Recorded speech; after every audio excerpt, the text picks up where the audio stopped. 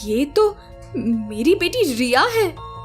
आर्यन, ये मेरा बेटा आर्यन लग रहा है। अब समझ में आया इतनी गिरी हुई हरकत कौन कर सकता है। ये बीच में खड़ा आदमी आपका छोटा भाई है ना?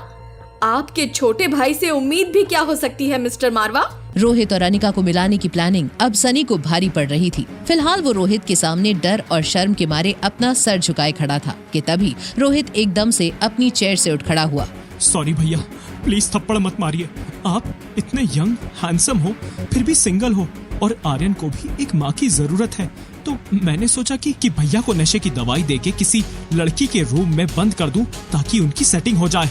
वो लड़की मुझ पर हैरेसमेंट का केस कर सकती थी, ब्लैकमेल कर सकती थी, और सॉरी, मैंने सोचा नहीं था कि ऐसा कुछ हो जाएगा। अगले 6 महीने तक तुम्हारी पॉकेट मनी बंद, ना मुझसे ना घर वालों से पैसे मिलेंगे तुम्हें। बस I mean, बस कीजिए भैया, इतनी बड़ी सजा मत दीजिए।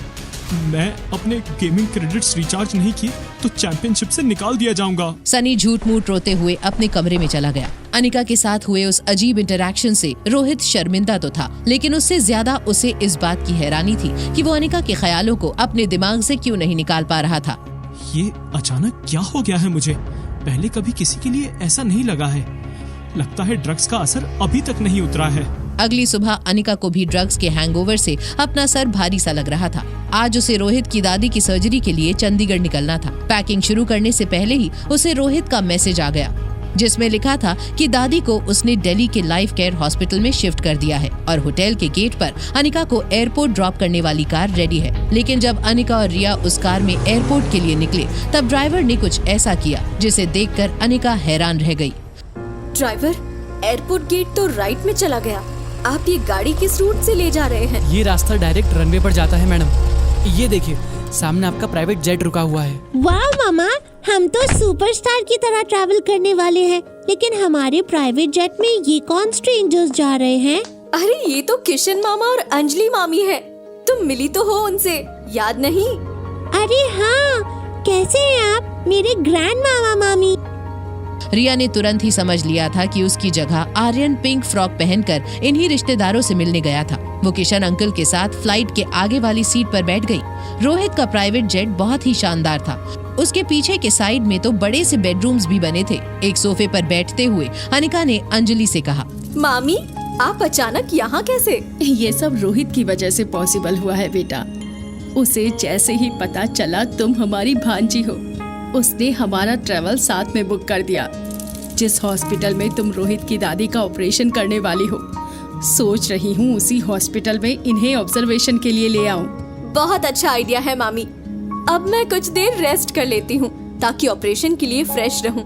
आप प्लीज रिया पर नजर रखिए, वो मामा जी को ज्यादा परेशान ना करे। फिक्र मत करो बेटा, इतने सालों बाद पोती नसीब हुई है, थोड़ा परेशान करने दो उसे। कुछ ही देर में फ्लाइट दिल्ली लैंड हुई और अंजलि मामी के साथ रिया को उनके घर के लिए रवाना करके अनिका किशन मामा को लेकर लाइफ केयर हॉस्पिटल पहुंची। वीवीआईपी रूम में एडमिट होते ही किशन अंकल अनिका से टकरार करने लगे। ये नाइंसाफी है बेटा, अंजलि को रिया के साथ खेलने भेज दिया और मुझे यहाँ हॉस्पिटल में अकेला छोड़ दिया। अरे अब मैं पूरी तरह ठीक हूँ। ऑपरेटिंग रूम के बाहर रोहित का पूरा परिवार मौजूद था, लेकिन अपनी दादी की फिक्र करने के बजाय सब रोहित और आर्यन को ताने मारने में लगे हुए थे। क्या जरूरत थी दादी को ऐसी नाजुक हालत में चंडीगढ़ से दिल्ली शिफ्ट कराने की? तुम्हें उनकी फिक्र है या नहीं? रास्ते में कुछ हो जाता तो? देखिए चाची, यहाँ की फैसिलिटीज चंडीगढ़ के हॉस्पिटल से ज्यादा अच्छी हैं। मुझे दादी की फिक्र है, इसीलिए उन्हें शिफ्ट करवाया है।